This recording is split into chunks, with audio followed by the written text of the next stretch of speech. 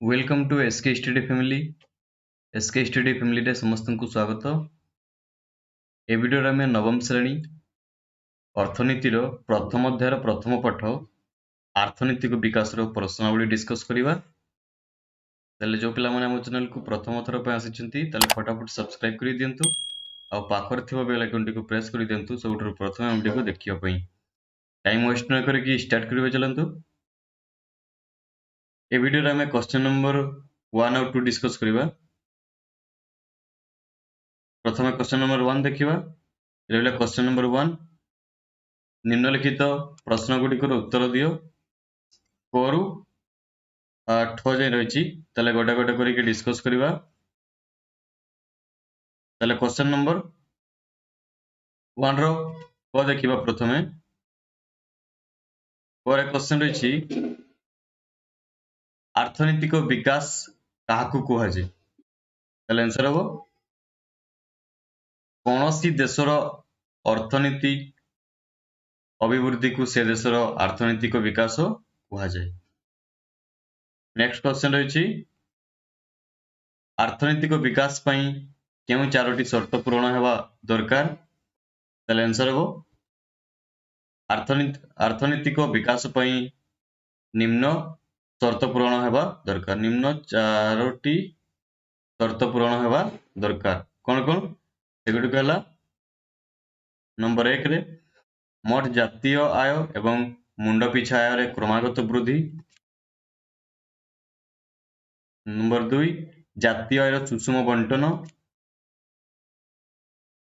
Number 3 रे लिखा हो समस्त को खाद्य वस्त्र बासगृह आदि प्राथमिक सुविधा एवं विशेष करी दरिद्र लोक मानकु बंचिबार सर्वनिम्न आवश्यकता पूर्ण करिवार सामर्थ्य प्रदान। एवं लास्ट पॉइंट रे हेबो समस्त को शिक्षा स्वास्थ्य सेवा रोजगार आदि मौलिक सुविधा प्रदान। परवर्ती क्वेश्चन देखिबा। परवर्ती क्वेश्चन रही मानव विकास सूचक कौन और यह क्यों क्यों उपादान मानक नहीं निरूपण करा जाए। आंसर हेबो मानव विकास सूचक हेउची अर्थनैतिक विकास रो सर्वाधुनिक परिमापक। यही सूचकर 3टी उपादान रही यथा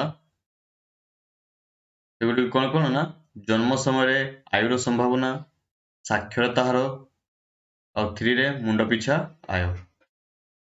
परवर्ती क्वेश्चन देखिबा।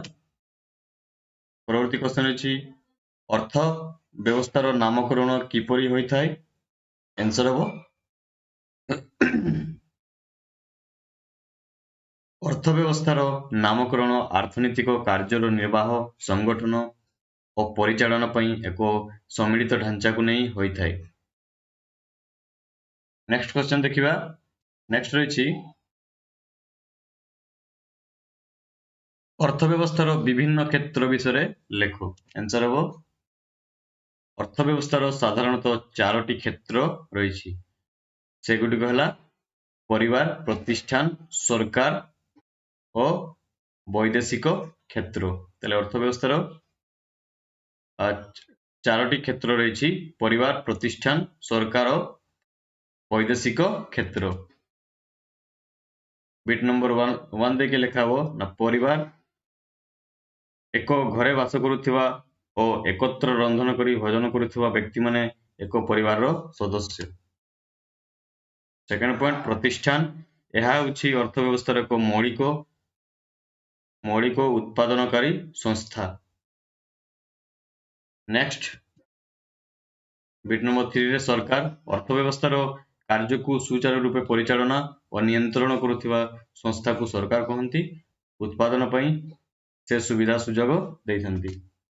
एवं लास्ट पॉइंट रे जो रही वैदेशिक केंद्र पृथ्वी रे विभिन्न देश माने सेमानकर उत्पादित सामग्री आमदानी और रप्तानी वैदेशिक केंद्र माध्यम रे संपादन करिथंती। परवर्ती क्वेश्चन देखिबा। परवर्ती क्वेश्चन रही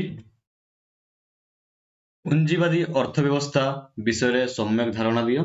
ताले आंसर हो जो अर्थव्यवस्था व्यक्ति विशेषों द्वारा प्रतिष्ठित और परिचालित होता है ताकू पूंजीवादी अर्थव्यवस्था कहा जाए।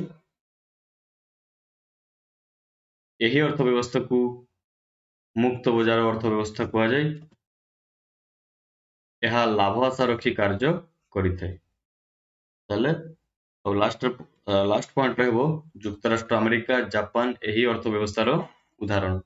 कोटा पुंजीवादी अर्थव्यवस्था। पुंजीवादी अर्थव्यवस्था रे कोन होइथाय ना जणे व्यक्ति विशेषक हातरे अनुष्ठान कोन थाय व्यक्ति विशेषक द्वारा परिचालित होइथाय एवं से लाभ उद्देश्य रे कार्य करिथाय। तार उदाहरण कोन को देश ना युक्तराष्ट्र अमेरिका और जापान। परवर्ती क्वेश्चन देखिबा। परवर्ती क्वेश्चन रहिछि समाजवादी अर्थव्यवस्था कोन यह विषय रे लेख। ताले आंसर हो जेउ अर्थव्यवस्था सरकारଙ୍କ द्वारा प्रतिष्ठित और परिचालित होइथाय ताहाकु समाजवादी अर्थव्यवस्था कहा जाय। नेक्स्ट पॉइंट रहबो यह जनकल्याण पई कार्य करिथाय। पुंजीवादी अर्थव्यवस्था निज लाभ उद्देश्य कार्य करथबा बेले समाजवादी अर्थव्यवस्था जनकल्याण वा लोकमानकर कल्याण पई कार्य करिथाय। क्यूबा पूर्वतन सोवियत रूस वियतनाम आदि यही अर्थव्यवस्थार उदाहरण अटे। कोटा समाजवादी अर्थव्यवस्था यह सरकारଙ୍କ द्वारा परिचालित होइथाय। परवर्ती क्वेश्चन देखिबा। परवर्ती क्वेश्चन रहिछि मिश्रित अर्थव्यवस्था काहाकु कुआ जाय और एहार वैशिष्ट्य गुडी को वर्णना करो। आंसर हो जेउ अर्थव्यवस्था उभय घरोई एवं सरकारी मालिकाना द्वारा प्रतिष्ठित और परिचालित होइथाय ताहाकु मिश्रित अर्थव्यवस्था कहा जाय। उदाहरण है भारत इंग्लैंड आदि देश यही अर्थव्यवस्थार उदाहरण। कोटा मिश्रित अर्थव्यवस्था। परवर्ती क्वेश्चन रहिछि विकासोन्मुखी देश कहिले कोन बुझ एहिपरि किछि देश मानकर उदाहरण दियो। ताले आंसर हो जेउ देशर लोकमानकर वार्षिक मुंड पिछा आय 4,35,500 टंका रु कम होइथाय सेही देश गुडी को विकासोन्मुखी देश कहा जाय। एवं विकासोन्मुखी देश गुडी उदाहरण ला भारत ब्राजिल श्रीलंका बांग्लादेश पाकिस्तान इत्यादि देशर उदाहरण। कोडा विकासोन्मुखी देशर उदाहरण। विकासोन्मुखी देश मानकर कोन होइथाय ना लोक मानकर जीवन यापन निम्न धरण रे थाय सेमानकर जातीय कम रही थे मुंड पिछा कम रही थे। कोडा विकासोन्मुखी देश मानकर। ताले विकासोन्मुखी देश कोगुडा भारत ब्राजिल श्रीलंका बांग्लादेश पाकिस्तान। परवर्ती क्वेश्चन देखिबा।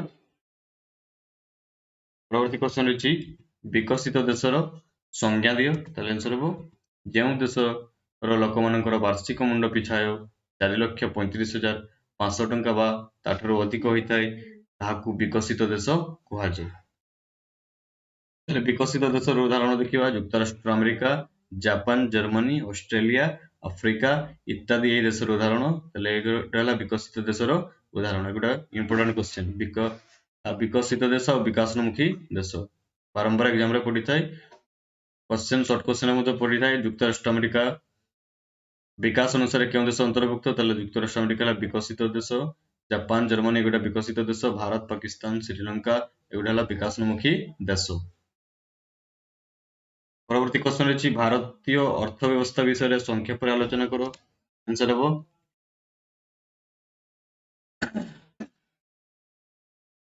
भारतीय अर्थव्यवस्था होछि एक मिश्रित अर्थव्यवस्था।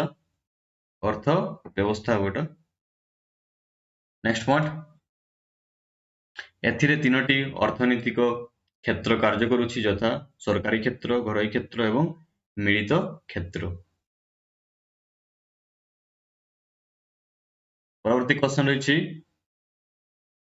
ओडिशार अर्थनैतिक रूपरेख संक्षेप रे प्रदान करो। आंसर हो ओडिशार अर्थनीतिर मानदंड दुर्बल अटे। सेकेंड पॉइंट हो एठारे एटा अधिकांश हो एठारे अधिकांश लोक कृषि पर निर्भर करिथांती तेणु कृषि रु जहा आरंभ करा जाय ताहा जातीय आय परिगणित परिगणना करा जाय परिगणना करा जाय थाए। ताले सेकंड पॉइंट कोन हो एठारे अधिकांश लोक कृषि पर निर्भर करिथांती तेणु कृषि रु जहा आरंभ करा जाय ताहा जातीय आय परिगणना करा जाय बा परिकल्पना करा जाय थाए। नेक्स्ट पॉइंट जातीय आय और मुंड पिछा आय कम होइथिबारु ओडिसा रे बेकारी दारिद्र्य इत्यादि समस्या ଅର୍ଥନୀତି को अग्रसर करिछि।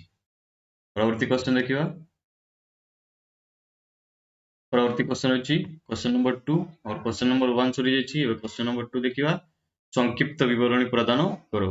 ले गोटा गोटा करी डिस्कस करिबा। प्रथमे क देखिबा 2 नंबर क पर क्वेश्चन अछि जातीय आय। ताले आंसर हो कौनसी देशर वर्षक मध्य उत्पादित होतिबा समस्त द्रव्य सेवार मुद्रागत मूल्य एवं ता सहित विदेशरू आसुतिबा आयर समष्टि को जातीय आय कुहा जाय। सेकंड पॉइंट जातीय आय देशर आय प्लस विदेशर आय। जातीय आय इक्वल टू कोन होइथाय देशर आय एवं विदेशरू आसुतिबा आयर समष्टि को कोन कुहा जाय जातीय आय। तापर रहिछि खरे मुंड पिछा आय। मुंड पिछा आय मुंड पिछा आय। ताले आंसर हो कौनसी देशर मोट जातीय आय को से देशर जनसंख्या द्वारा भाग करले जे आय मिली थाए ताहाकु मुंड पिछा आय कुहा जाय। बिट नंबर 2 रे मुंड पिछा आय इक्वल टू कोन होइथाय मोट जातीय आय डिवाइडेड मोट जनसंख्या। ताले मुंड पिछा आय कोन ना कौनसी देशर मोट जातीय आय को से देशर जनसंख्या द्वारा भाग करले जे आय मिली थाए ताहाकु मुंड पिछा आय कुहा जाय। मुंड पिछा आय इक्वल टू हम शॉर्टकट रे लिखि परिबा ना कोन मोट जातीय आय डिवाइड मोट जनसंख्या। परवर्ती क्वेश्चन देखिबा। परवर्ती क्वेश्चन अछि उत्पादन। आंसर हो जेउ प्रक्रिया रे द्रव्य सेवा रे विनिमय मूल्य युक्त उपयोगिता सृष्टि हुए ताहाकु उत्पादन कहंती। लुहा पथरରୁ लुहा धान चाष पाउरुटी इत्यादि उत्पादन अटे। नेक्स्ट क्वेश्चन रहिछि मौलिक क्षेत्र। आंसर हो जेउ कार्य जल और भूमि भड़ी प्राकृतिक संपद को प्रत्यक्ष भाव व्यवहार करी उत्पादन करा जाय ताहाकु मौलिक क्षेत्र कुहा जाय। और सेकंड पॉइंट रहबो ए क्षेत्र रे द्रव्य भूमि रु उत्पादन करा जाय किंबा माटी तळु उत्तोलन करा जाय। परवर्ती क्वेश्चन देखिबा। परवर्ती क्वेश्चन रहिछि तृतीयक क्षेत्र। ताले आंसर हो याकू सेवा क्षेत्र मध्य कहंती। ताले तृतीयक क्षेत्र को सेवा क्षेत्र मध्य कुहा जाय। उभय मौलिक और माध्यमिक क्षेत्र रो कार्य पई केते गुडी सहायक सेवार प्रयोजन होइथाय। सेकंड पॉइंट रहबो वाणिज्य परिवहन जोगाजोग बैंक पोस्ट ऑफिस इत्यादि यार उदाहरण। ताले एगुडा हला तृतीय क्षेत्र रो उदाहरण। परवर्ती क्वेश्चन अछि माध्यमिक क्षेत्र। आंसर हो एथिरे मौलिक द्रव्य को कंचामाल रूपे व्यवहार करी द्रव्य उत्पादन कार्य करा जाय। सेकंड पॉइंट कल कारखाना शिल्प प्रतिष्ठान जरिया रे एही क्षेत्र रे द्रव्य उत्पादन होइथाय। परवर्ती क्वेश्चन देखिबा। परवर्ती क्वेश्चन रहिछि मानव विकास सूचक। आंसर हो संयुक्त राष्ट्र विकास कार्यक्रम 1990 मसिया परठारु पृथ्वी रे विभिन्न देशर मानव विकास चिठा प्रस्तुत करि आसुछि। एही सूचक को अर्थनैतिक विकास रो सर्वाधुनिक परिमापक भावे ग्रहण करा जाय। नेक्स्ट रहिछि बेकारी। आंसर हो बेकारी दुई भाग रे व्यक्त यथा ऋतुकालीन बेकारी और गोटे हला प्रच्छन्न बेकारी। सेकंड पॉइंट भारत एक जनबहुल देश एवं एठारे जनसंख्या वृद्धि हार अधिक हेतु बेकारी एक मुख्य समस्या रूपे देखा देइछि। नेक्स्ट क्वेश्चन देखिबा। नेक्स्ट रहिछि दारिद्र्य।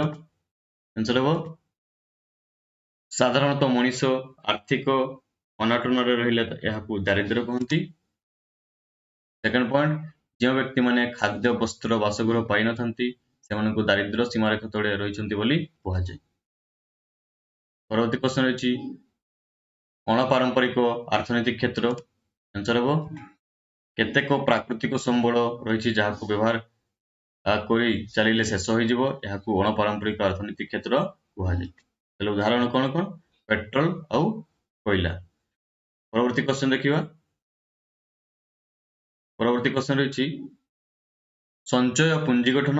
तले आंसर हो उत्पादन उपभोग रो तारतम्य को संचय कहंती। सेकंड पॉइंट संचय रो ही पुंजीवाद संभव होइताय और यार व्यवहार करी उत्पादन वृद्धि करा जाय। संचय इक्वल टू कहि परिबा उत्पादन माइनस उपभोग।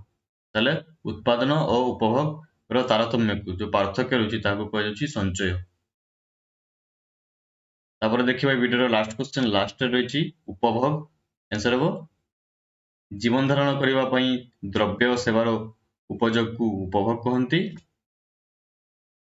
एवं सेकंड पार्ट रे उपभोग को उपयोगितार अंत कह जाए। ताले वीडियो कंप्लीट है वीडियो भल लगी लाइक कमेंट शेयर और चैनल को सब्सक्राइब करने भूलु नहीं। Thanks for watching.